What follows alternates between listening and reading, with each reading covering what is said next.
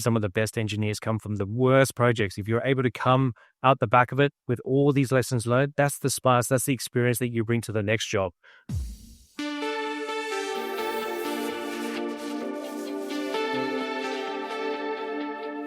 Engineering Success will feature engineering and industrial leaders chatting candidly about their journey to long-term success, the challenges encountered, the lessons learned, and the solutions put in place.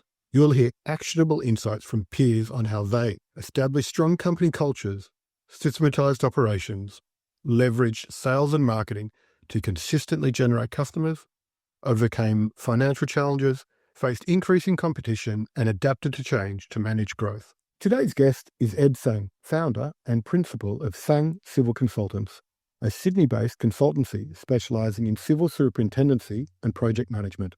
Ed built his career from ground up, working on-site in civil construction before founding TCC on a single conviction that the superintendent role had been shrunk down to a paper-pushing function and that it was time to give it back its teeth. TCC now works across some of Sydney's most significant subdivisions and infrastructure projects, from Warragamba to Orchard Hill North, with a client list that includes Lancom. Hi Ed, welcome to Engineering Success, and thank you for joining me today. Thank you, Rick. Thanks for the introduction. Very excited to be here today. Just to start things off and to give the audience a bit of background in you, you started your career on-site in civil construction before you then moved into consulting. What did working on-site teach you that you couldn't have learned any other way? Rick, that's a very good question. I think on-site, dealing with the day-to-day nitty-gritty was probably what I learned. When you're doing superintendency, you're on-site maybe once a week, twice a week, depending on what the client needs, but you're not actually dealing with the hands-on issues that you would otherwise see from starting as a site engineer / graduate engineer. Having the benefit of that has helped my role greatly. And to be honest, I reckon I've been a bit lucky in my career because my very first mentor was actually the site manager. I worked for a mid-tier firm. In those sort of companies, you tend to pretty much do everything as opposed to a tier one where you can be pigeonholed into a single sort of role, like doing only drainage or doing only lean mix.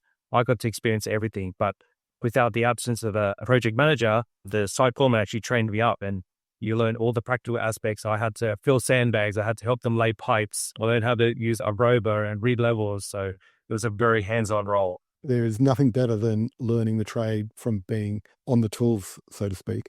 Was there a specific moment early in your career where you thought, I think I understand this quite differently to everyone else in the room and there could be an opportunity here for me, or did that all come later? I had dealt with superintendents in the past, and I guess that's why I'm bringing something different to the role. The very first superintendent, I had absolutely no construction experience. I think it was only a few years out of uni. And I just felt like we were arguing over things that I just couldn't get the person to understand because they just didn't have the background that I had, obviously being on the tools on the ground with the guys. I found it very, very frustrating, which is why when I actually stepped into the role myself, I thought that the role could be so different. Having that practical experience made it easier to get along with both the contractors because you obviously speak the lingo because you've been there, but then I could translate that into a way that I could explain to the client because you're essentially that middle role between the two, the clients at the top and the contractors obviously delivering the job, and you're that contract admin in the middle. Have you had to really explain that value that you bring because of that experience to clients that have had a passive superintendent previously or really not understood the value that a superintendent can bring to the table? I get a lot of that commentary from the client that it's quite a breath of fresh air for them to actually have someone to explain things a little bit more in depth rather than say something's approved or not approved. I actually, because I'm, I guess, an engineer, a very technical person, I go into a lot of depth as to the why and the why not you should approve something. And I'm very detailed in the justification that comes from that technical background.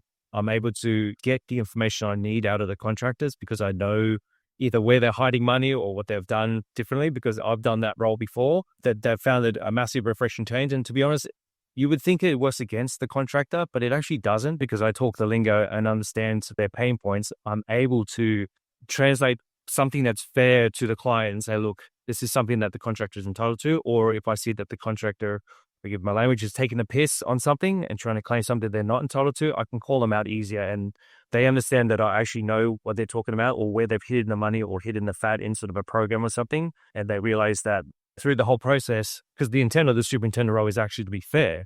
I'm actually fair in the process. I'll fight for what they're entitled to, and I'll push back what they're not entitled to. We'll come back to the role of the superintendent and different players in the construction environment and how you manage often conflicting priorities because there are different things that you offer.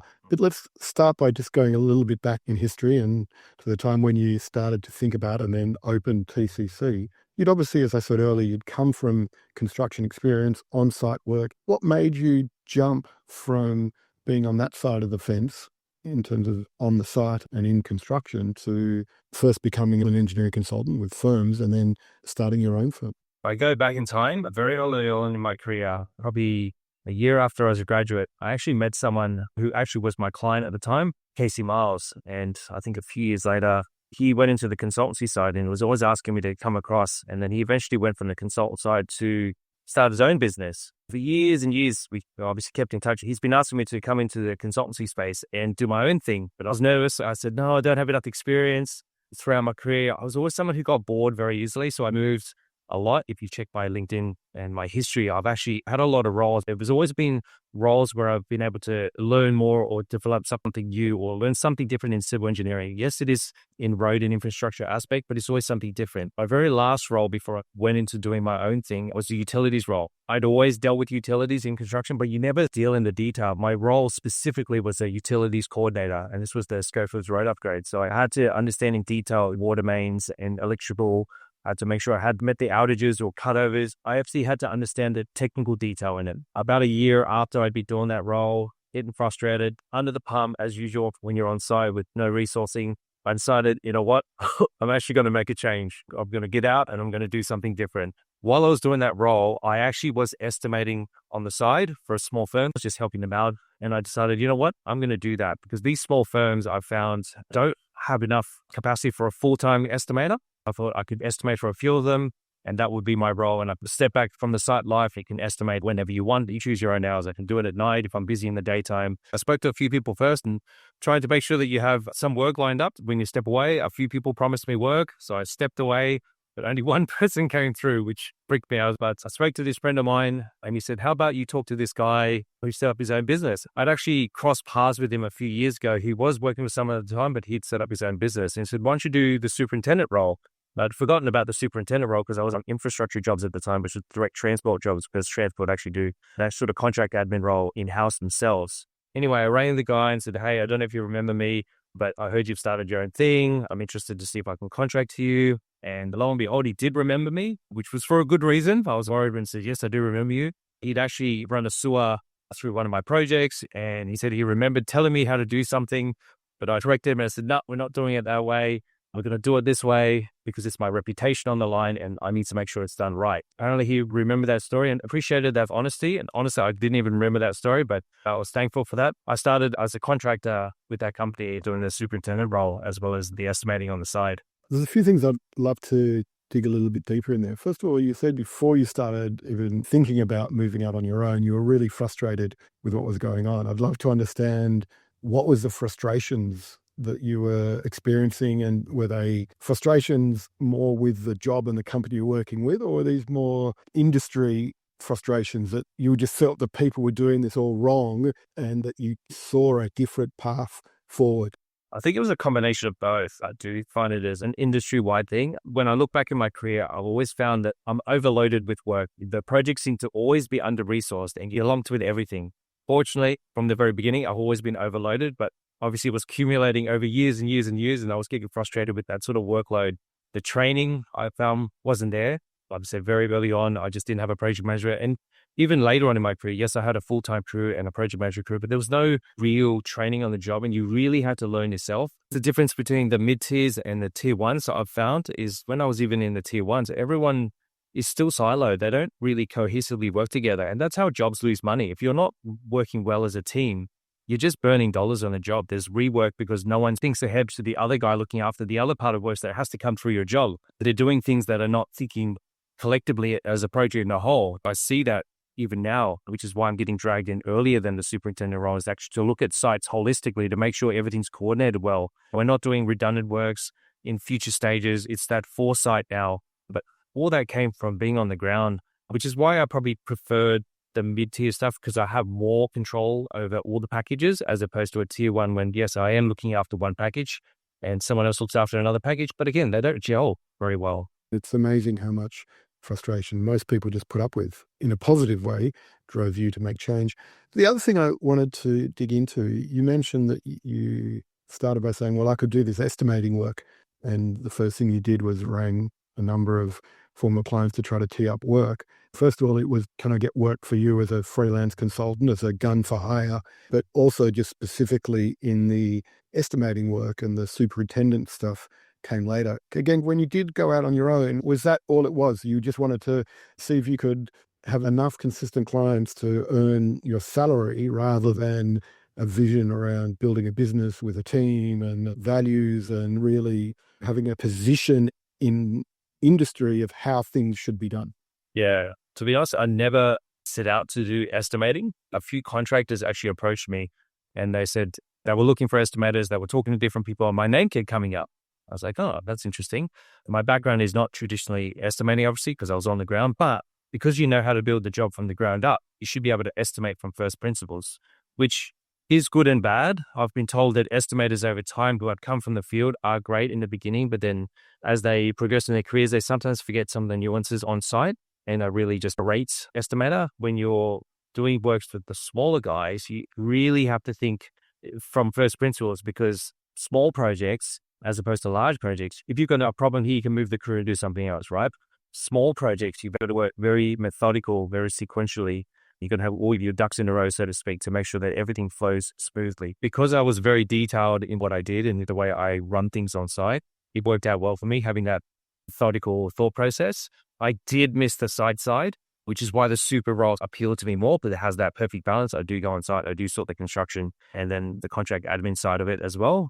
The estimating keeps me in touch with it, but it also helps me think laterally for other solutions, which is why I guess my clients appreciate that because I always could go, okay, this is how I would price the job, but there's an opportunity here. With tenders, you can actually put a conforming bid and a non-conforming bid. I enjoyed the non-conforming, trying to think outside the box and how to do things smarter, but that same smart is the same that you do for superintendency. You can help plan projects better. As an example, on my Horrible Copeworks project, I looked after the bulk earthworks strategy for the job because we actually had to divert an existing creek to the west to open up the area for development. Knowing the history on the side there, I actually worked on the full bulk strategy, the different stages, how to blend different bits of material, to cut to fill. Whilst it is a large site, you've got to manage stockpiles accordingly. Working out that strategy was actually really good.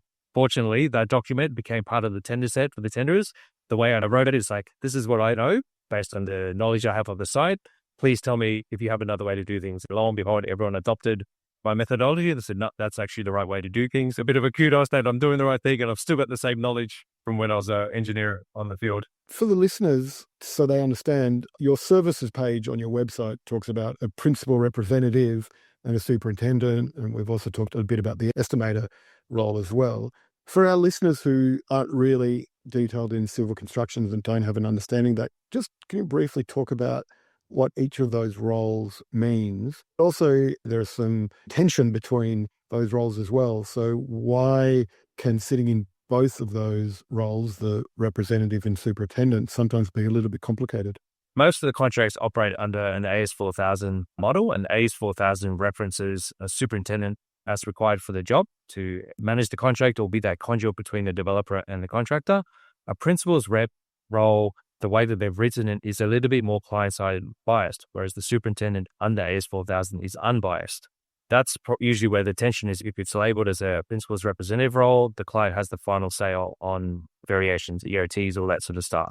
It's your job to obviously still put the same case forward and argue for or against the contractor for what they're putting forward. The superintendent role in its original form is the superintendent assesses the EOT as a certain number of days or a variation at a certain value. Then that gets approved. It doesn't have the client's buy-in on that. That's the difference in the two roles. It's still like a contract admin role, but there's another layer in the principal's rep as the client needs that approval. How does the superintendent balance the tension between protecting the client while being fair to the contractor? Usually, to be honest, I don't get to that bad of position. I'm just trying to think back to if there's any that have really come to that real stalemate. Obviously, no one wants to go to arbitration or expert determination, but I've not been in that situation before. I believe it's because when I've had to put anyone's position forward, it's a very detailed position. It's not just me just saying, yeah, they're entitled to it. There's numbers, there's logic behind it. If there's a delay that I have to justify, I'll list the history behind how we got to that position. And either I've presented something in the past where I said, look, we need to look at this particular issue and it's either been ignored or it's been missed. And we've come to that situation where a variation's been warranted or we've had to do a design change or something. Your approach is actually get ahead of the game by presenting both sides of the argument in as detailed and as fair way possible so that there's no wiggle room in there. You've presented it. Is that a fair articulation? Yes. By me being proactive a lot, I don't end up where there's a situation where it's a us-them sort of blaming game.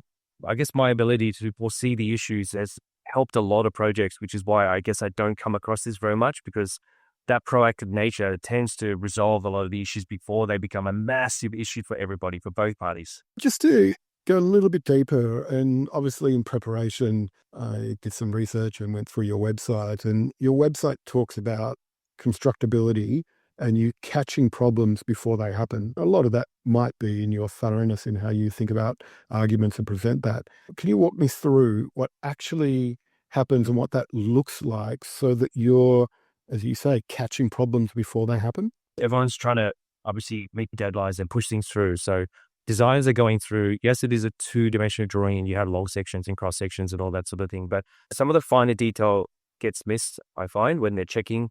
You can clearly see it in some of the drawings when they come through. You've got services that are drawn through each other. Like it's just basic checking like that. Some of the mathematical things are not checked either. I'll give you an example on this one. I looked at a job, this is a while ago, but it always sticks in my head. I had services on a cross section. I had a saw main and a sorter main crossing each other. And they showed it, definitely missing each other cross-sectionally, but because it said the saw main had to be concrete encased, when I applied the calculation on the saw main, I said, well, hang on, if I apply the 150 cover on either side, that concrete actually goes through the stormwater pipe. When I passed that RFI onto the designer, they're like, oh yeah, sorry, I forgot to account for the actual encasement itself. So we were able to lower it before we actually even started the job. That's one of the examples that we pick up when we just apply certain things, because you actually don't always see the concrete encasement on some of the cross sections, but just quick mathematical checks on your most common pinch points on the job. You tend to pick up a lot of common mistakes that way. Some of the other ones, constructability wise, you really have to work a job again from first principles. You just work out a sequencing, which one has to go first. If something has to go first, we actually thought that electrical pole had to go last, but that pole is in the way of relocating some of your earlier services. It's just that understanding that sequencing. Again, when you draw it, it already shows that pole had to go, but you've got to understand the actual sequencing of work on site. Otherwise, you won't pick up the constructability issues. They're great examples. The pipe example, I'm sure that would have saved fortune in budget and rework if you hadn't picked that up early. So it's a really good example.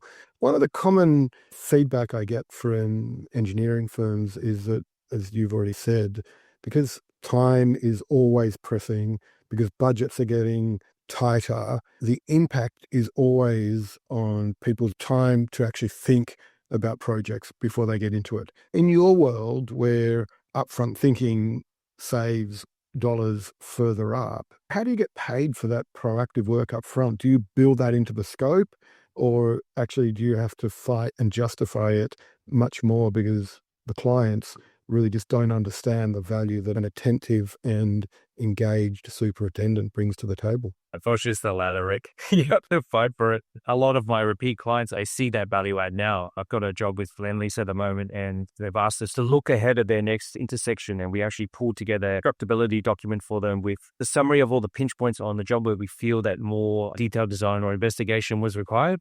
Utilities in brownfield sites is usually one of the biggest sticking points. I know a lot of people don't want to spend a lot of money up front with the potholing because it can be expensive, and they'd argue that potholing is normally done during construction, but why pick up the design issues during construction? Then you have your delay costs, and then you have either rework or you're painting yourself into a corner. Usually as you go along in construction, if you think about a triangle, you've got a lot of opportunity, right? You can start nearly wherever you want to be, but as you get further and further into a job, you're getting more pushed into a corner where you're trying to meet that endpoint, but you've got less opportunity to move around and try and do something else. What we tried to do in this report is we looked at all the pinch points again, worked out the sequencing, and we said, look, we really need to investigate is you'll see notes on the drawing say contractor to verify on site, which means they expect them to pothole and verify the levels. Again, why can't you spend the money now? Yes, it is a $20,000 to $50,000 investigation, as in potholing, and then through to the designer's end. But you've got the time to get that done early and work it out and either reroute it or realize that it's just too congested to actually do what's shown on the plans. So it's really just that proactive approach in getting things done, especially on heavy brownfield sites. Little less so in big greenfield sites, but as Sydney gets more and more developed, a lot of the stuff is becoming very heavy brownfield. Not just in engineering, I think it's a challenge across lots of industries where people would rather push pain down the line, hopefully to somebody else. It might have a upfront initial cost that is higher, but the upside, if you do it upfront, is considerably greater saving than doing it further down. It amazes me how often we want to avoid difficult conversations for the sake of momentum. You've cited some great examples on how that positioning comes to life.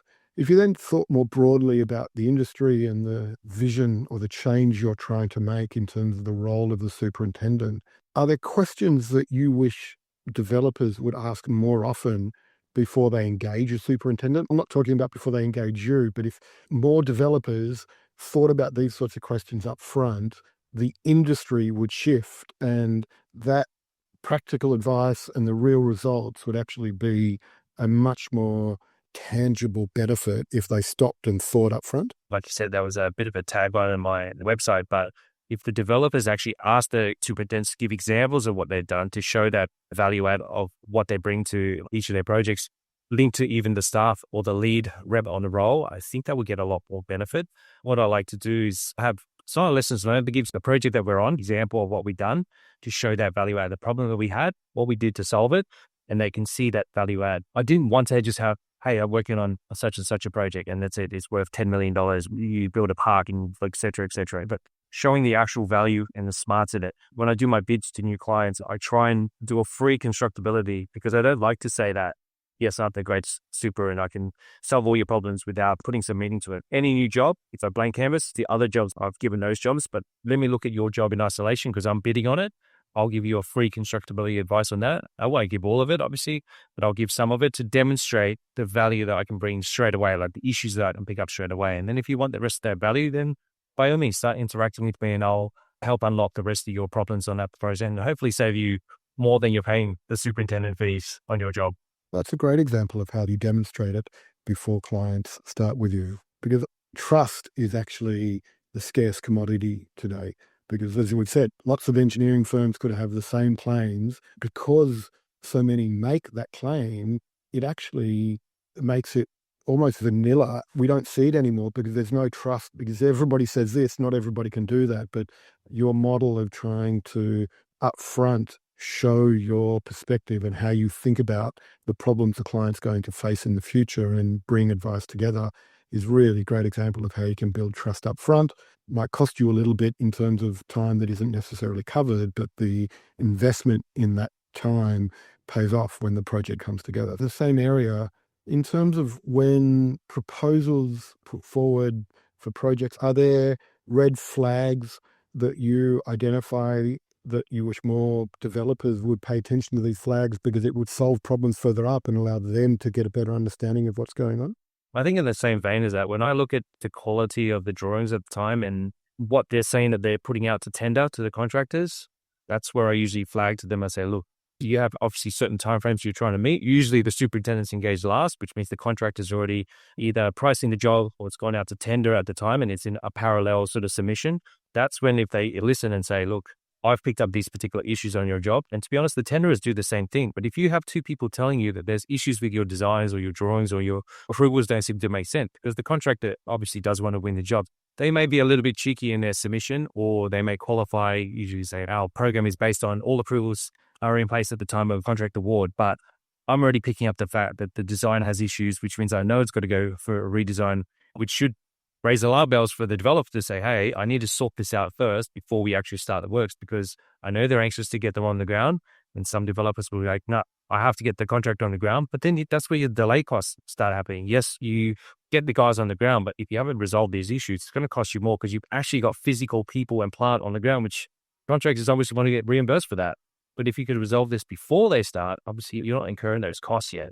That's another good example of the value of bringing you or people earlier in the process. You can save time up front, but it's that fine balance between cost today and time today versus tomorrow. When you're thinking about winning new work, does your head automatically go to winning a new client, in which case, where are they coming from? Or do you actually spend your time thinking separately about current clients and growing those clients versus winning a net new client? It's a bit of a balance for both. Obviously, we want to keep your current clients happy. You obviously have those conversations to understand the future pipeline of what they got, but trying to find new clients is harder nowadays. Yes, that's true.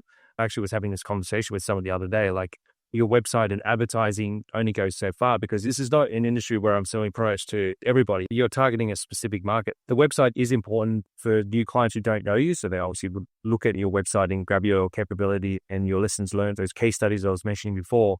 The word of mouth is how I'm getting most of my business. And that's not referrals from certain clients that have moved to different divisions, because the industry is big, but it's also small at the same time. Everyone virtually knows everyone. Finding that my referrals are not just through clients, it's actually from the subcontractors I use as well. With subcontractors as in the guys putting the job on the ground, the contractors, and other subconsultants that we've dealt with, maybe an environmental consultant I've had to use or a geotechnical, because they're happy with the way we deal with things and the way we manage them on that project and the smarts that we bring and the questions that we ask. They're like, oh, that's actually a good question. Yeah, I haven't thought about that. We can add that value on a project as well. Like the other day, I was chatting to a potholing subcontractor who has tacked on surveying onto their business as well. We were just chatting that sort of value add and the synergy, because obviously I would use their surveying services and their potholing services. They actually have other clients that I'm interested in. We're able to share contacts that way. And because I get from the feedback, look, I'm happy. This is the pros and the cons of using your crew. I'll give you an example. That same pothole crew, I like using that crew because one, the guy is proactive. He's very detailed in what he does, like on the ground.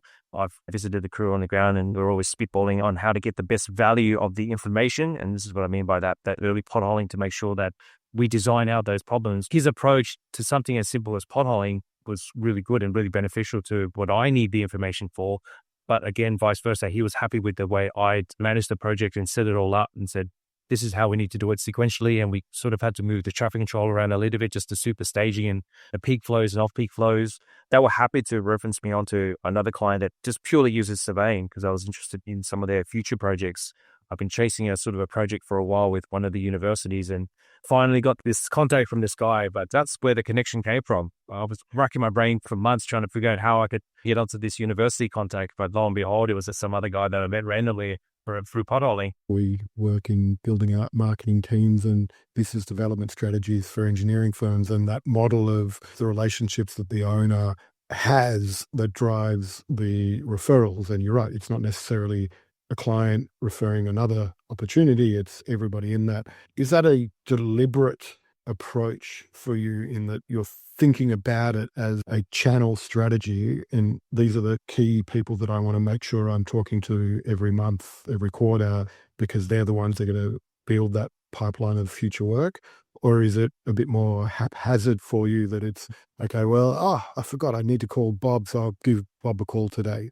At the moment, being so time poor, Rick, yes, it is haphazard to the context that I've been given by different people or a different referral. At this stage of the business, I've been able to put on a construction manager, so I'm able to step away from a lot of the day-to-day noise and having that technical 2IC to be able to focus more on that and have a bit more consistency. For the last good couple of years, it's been definitely very haphazard where I'm still on the tools, but just trying to juggle everything, the training the guys, working on the ground, solving the problems, and make sure we grow the business to make sure we have that pipeline to support all the people that are working with me.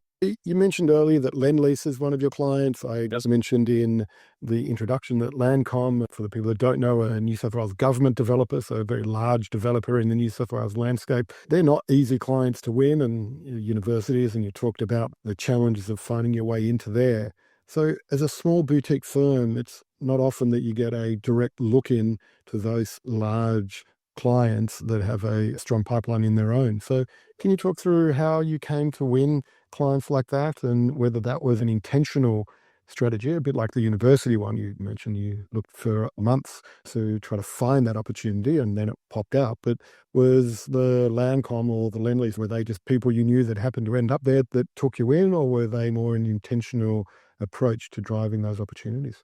Lendlease actually was an engineer that used to work for me at my previous role, who'd left the business. When he heard that I was going on my own, so he actually used to report to me, but now actually became my client. That was actually my first stint at Lendlease. It was good to know that I wasn't a terrible boss, because once he heard that I was coming out into the field to do superintendency again, I actually had met the guy when I was doing a superintendent role before I became a manager and helping out another company.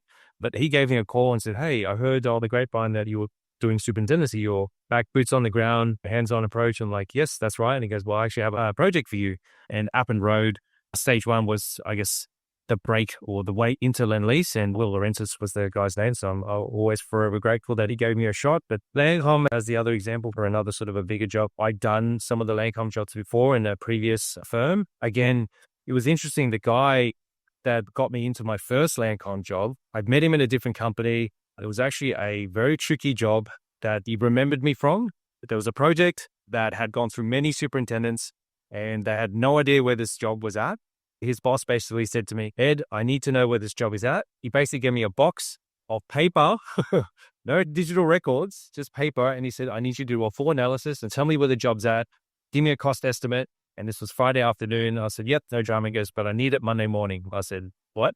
So I spent the whole weekend. I pulled the job apart, looked at all the plans, read all the paperwork, put into a succinct, concise spreadsheet of where I saw all the costs at and what was missing and what was needed, etc. This guy was the business development manager for the state. He remembered me from that job. When he heard I was on my own, he'd actually then moved to Lancom, and he said, "Ed, I still remember you from that particular role. I've got an equally trickier job for you." It was a very political job. He'd gone through a lot of people as well. And he said, "Look, you're the right person for the job. Just give me a reverse brief on the job." And I did. Yeah, lo and behold, I got the job. He fought to make sure that I was on the job. To date, they're very happy with what we've done for that particular site. But it's interesting to remember the things you do for different people. Like, you put the hard yards in and get the jobs done. To be honest, you just do them and you just forget, because that's just your work ethic to get stuff done. But these are the things that got remembered when I actually went back on my own. All these stories that have come back from all the years of all the things, and not favors I've done for people, but the work I've done for people and the problems that I've solved for them, that just actually all come back now that I'm doing this on my own. I'm very lucky and very grateful to all the people that have supported me for it. Yes, you are lucky, and I won't deny that. We generally make our luck rather than luck comes to us. And the investment you made in time years ago is the luck that is come to you today. There are three things that I took away from that story. One was, don't be scared of difficult work, because it's the difficult work that defines us, not the easy work. And people remember the challenges and problems you solve for them later on in life. Yes, you invested a weekend then, and can imagine you were kicking yourself for not charging them triple the amount of time. If you had a partner, she was probably stressed about why you're working so hard, but that paid off tenfold, if not more, if you came back years later and won Lancom as a client because of that work. The other one that I thought was really interesting is never burn a bridge. You were talking about people that you used to manage. That could have been a difficult relationship, could have ended acrimoniously, and they would never have come back. So we don't know who's going to turn out to be a client or a referrer or a colleague. The last one, and I think this goes back to the business development question, is the more we maintain relationships with people that we used to know that are still in the industry, the more that will add value to us. We talked earlier that the business started in estimating. You jumped out on your own and you'd take estimating jobs, but you probably took lots of jobs just to keep things going. At some point, you then decided actually being in the superintendent role and having a different perspective to the way it's typically done was where you could carve out your specialty. When did that become the driver of the business? As I was doing the two different jobs, I found with estimating, there's a lot of concentration required. I can only focus on pricing one job at a time. I probably do two, but when you're in that mindset of pricing, you really need to focus. Whereas with superintendency, I can manage 3, 4, 5 jobs at a time. It's probably just as difficult. You have to be across a lot of detail. I don't have to be across all the technical detail. I can look at it all technically in the very beginning as I look at all the drawings, but I can be across more sites. Whereas with estimating, you're really wholly and solely on one to make sure that you get the pricing, because it's very finite. You've got to make sure there's no errors, your price productivity and everything else. So I found I enjoyed being on more sites rather than the one. So that's why I thought I'd rather be a superintendency. Plus I get outside and I get to see things being built. Who loves knocking stuff down and building stuff up? I knew after 6 months, 7 months of really going back on my own that that's really the space I wanted to be in. coming from that mentality of knowing that it is a very archaic sort of role, that I could have my own twist and put my own spin on things to create my own brand for it. Whereas with estimating, yes, you could put the smarts and whatnot, but who sees it other than the guy who accepts your tender at the end of the day, and it doesn't get out there. Whereas when you do a superintendency job, when you write the case studies, you could showcase that a little bit better from something I just estimated and probably lost. Success rate wasn't the highest because when you price it right, you tend to not win it. It's usually the guys who forget something in the pricing that win the jobs. At some point, the firm's going to reach a capacity ceiling. The only way to scale, because you're a human-driven business, is to bring in more people fundamentally. When it was just you could control the role of the superintendent because you know what you know. But as you bring more people in to do some of that difficult, challenging work, how do you scale without diluting the vision of how you see that role bringing value to your customers? Yeah, to be honest, it's been very difficult. There's a bit of history. Like when I've got my first office, I thought, yep, we're going to have no more than 5 people in this particular business, 6, including myself. So we rented an office for 3 years. I was like, yeah, 3 years, 5 people. We definitely can't grow that quickly. Lo and behold, a year later, I had to break the lease and get another office, double the size. We have 9 people now under me, so 10 including myself. Trying to replicate what people like about me has been difficult because I do that one-on-one training. I bring them along with me. So you have superintendent and you have a superintendent's representative. I tend to run a lot of the jobs like that so that I can show the way I do things and the approach and the way you look at things on site, because there's so much value in coming to a site. Yes, you've got the plans in front of you, but visually seeing all the cues around you that talk to the plan itself and being able to visualize the job and what can go wrong, that's what I'm really good at. So trying to instill that with the guys has been really good for us to grow. As it keeps growing, I can't keep doing that though. If I'm able to train those guys up and then those new guys come in, hopefully they can retrain the next guys and train the next generation, et cetera, et cetera. I've tried, to be honest, to focus on the younger guys because if I'm being honest, a lot of the old guys have bad habits. It's not easy to train that out. Whereas the new guys who are eager to learn, I'm able to teach them my way of thinking. And that's what they've used. And I'm getting great feedback from the client. So I know it works, but trying to scale that up and get bigger is going to be tricky. I would like to still have a hands-on role as much as most managers or directors want to be on top of the business. I still love the technical side of things. So I love being involved in the projects. Are there systems and processes that you can build around that? I was thinking of setting up a course because superintendency does have a superintendent course, but it's run by a lawyer. It's a very law-driven thing, whereas I want to do a practical course, which would also double as a training course for my guys. Because when I thought about that, do I just keep that as my own IP or do I put it out there? I've always had the fear that someone else is obviously, my rival firm is going to take that IP, train their guys up for that. Does that really matter? That people would know that the IP originated from myself in that methodology. I have a business coach and he's saying, you shouldn't fear that, Ed, because everyone will know that that originally came from yourself. So people are using your method, then that's almost like that's your marketing as well. He's absolutely correct. It was the old school way of guard everything you've got because it's your IP. The reality is what will happen is if you train the course, you win more clients from the course because they realize, you know what, it's actually hard and it's easier to get somebody else to do it than to do it themselves. Plus, nobody's ever going to implement it as well as you and how you train your team. Thanks for sharing that. And it's really good to understand the vision and the challenges you've had as you've grown the business. And I'm sure over those years, there's been some really hard lessons that you've had to learn around running the firm and where it's going, etc. So I'd love if you could share one or two of the hardest lessons that you've learned. Is it a lesson that you've actually learned once and then integrated? Or what I find is most often is that the hardest lessons are lessons that you've had to learn multiple times. For me, the hardest lessons are the managing people lessons.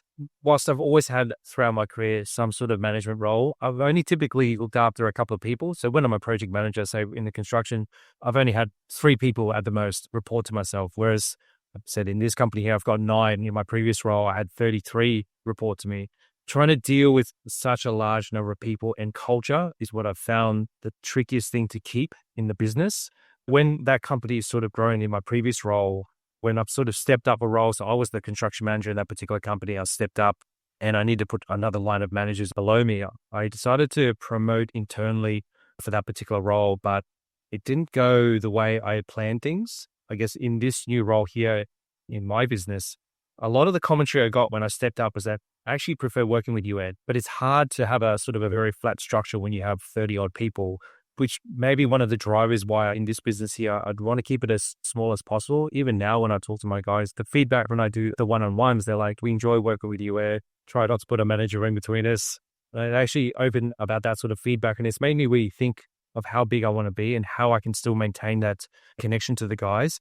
I did ask why they prefer it that way. Is it my style? I think it's the technical aspect or the way I look at things. As I mentioned before, I have a unique way of seeing sites, and they're interested in how they can learn that off me to replicate that because they see that success, obviously, in what we've done with TCC to grow to what we have right now. They're interested to learn and replicate that themselves. And I think that training to bring to that next generation is what they want. That's probably one of the biggest takeaways I've had.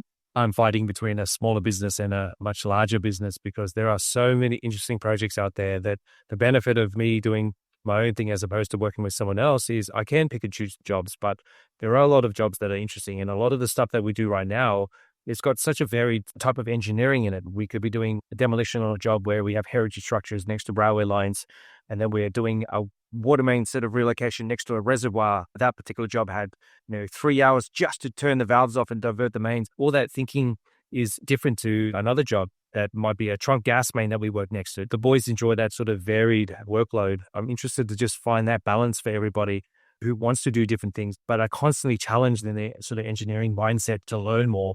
That's been my biggest struggle. If somebody came to you and said, hey, I'm thinking of starting my own consultancy, either in similar space or at least an engineering business, knowing that and the struggles you've had, is there advice that you would tell them? I definitely encourage them. I'm not one to stop or limit people from doing what they want to do.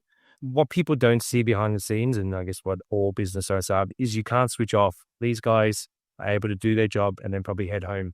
I think engineering, though, I would say is a little bit different because if you're a true engineer, your brain just constantly trying to solve the problem. Until you solve that problem, it's just niggling away at you. I find the same for business. Yes, my brain is niggling away at an engineering problem that I'm trying to solve on site, but I'm also thinking ahead. What are we going to do in the next 6 months? That project's nearly done. Someone's on leave or two people are on leave at the same time. How am I going to resource that job? And there's just more levers to pull when you're a business owner. I would probably sit down with them and give them my 2 cents on what it's actually like to run your own business. I'm sort of halfway through this book, the E-myth, that entrepreneur myth. You're that technical person who says, yeah, I can just do that. But then you have to do the accounting, you have to do the marketing, you have to do the HR. There's so many more hats that you have to wear. And some people don't even think about that. They just think, yeah, I'm going to do a business. It's just the technical aspect I have to sort in a business. But that's not the case. It's so common that people complain about they're working in a consultancy, doesn't matter what industry, and they're complaining about it, so I'm going to open my own one. And then they realize how much happens behind the scenes just to get that job going. My favorite one is, I had to send an invoice. I had no idea how to send an invoice to a client. It's like the little things that really catch you up. I just also come back to your comment about culture. And for me, building culture is actually the hardest thing to do because we so often take culture for granted and we go, well, we meet for drinks on a Friday and we go to the pub, and I'd argue that's not culture. That's social, and part of social is culture. But culture is how we think and how we do and the behaviors we show. And the interesting question on culture is how people behave when we're not in the room. Like, it's easy to see the right behaviors when we're watching them, and this is what you're getting at. They do what they're meant to do when you're there, but do they do it when you're not there? Just to start to bring things to a close, if we look 5 years into the future and you've got a vision of where you would love the industry to be and to think about the role of superintendents, I think fundamentally you're trying to change, in my language, the respect that the superintendent role is given in the construction projects. If that's the vision that you're trying to bring to life, what do you think TCC's role is at an industry level to bring that vision to life? In the industry, there is a one-day training course at the moment run by a lawyer. What I'd love is to be able to impart something or give something back before I fully retire. And that is, I'd love to have that training course with that holistic mindset. I wrote a LinkedIn piece and said the psychology of the superintendency role. And it talks about the mindset and how you should be thinking about the role, not just the traditional, I've got to execute a contract sort of thing. It's that thought process around the holistic thing, including all the constructability and everything else. What I'd love to have is that particular course as the standalone course or as the Bible of how to do things. And that's just the legacy I'd like to leave before I retire. Well, that's a great legacy unless you're about to retire soon and you don't look like you're old enough to even consider retiring. So I think that legacy has to come to life well before you retire. If a developer is listening to this conversation and is about to engage an independent superintendent, what's the one thing you'd want them to hear about this before they sign off on that contract? I would definitely get them to vet their super, understand the experience, what the value they actually brought to other projects. Get them to talk about the detail on that project. Be specific with the examples. Don't just say, I saved this project $1 million. But by doing what? Like, what did you actually do? Did you solve their utility issue? Did you fix something with the design or bring a approval earlier, or a methodology was changed that completely changed the sequencing of works or something like that? The devil is in the detail. The right people with the experience is what they need, not just someone who has done super, just contract admin day in, day out. Has to be a good lateral thinker. That's a great place to end. So I'll take that as my final question. So thank you for being really direct about what's broken in the industry around this role and sharing your conviction behind what you're building at Tsang Civil Consultants. I know our listeners, whether they're developers, contractors, or engineers, whether they're thinking about their next move or planning their next project, there's something really valuable and actionable from this conversation. For me, I really love that idea of don't be shy or scared of taking on difficult projects early in your career because it can cement you for your future opportunities. And don't burn bridges because you don't know where your next opportunity is going to come from. And we all could do better at maintaining relationships with previous staff, previous clients, because you don't know where they're going to end up in their future life. So thank you very much for that, for those real insights. I really appreciated that. Thank you. Thanks, Rick, for having me. And it's been great being able to share with you. You're right. Some of the best engineers come from the worst projects. If you're able to come out the back of it with all these lessons learned, that's the sparse, that's the experience that you bring to the next job. As long as you've learned from those experiences, there's really good engineers. For our listeners, if today's episode resonated, please head to engineeringsuccess.com.au. That's where you'll find all of our episodes and where you can learn about our monthly events where engineering and industrial business leaders and owners share what's actually working. It's not about presentations. It's not about pitching. It's just honest peer-to-peer conversations around the table about many of the issues we've discussed in this conversation. And if you are an engineer or industrial business owner with a story worth sharing, would love to have you on as a guest. Please, again, visit engineeringsuccess.com.au to find out more. I'm Rick Merton, and thanks for listening to Engineering Success.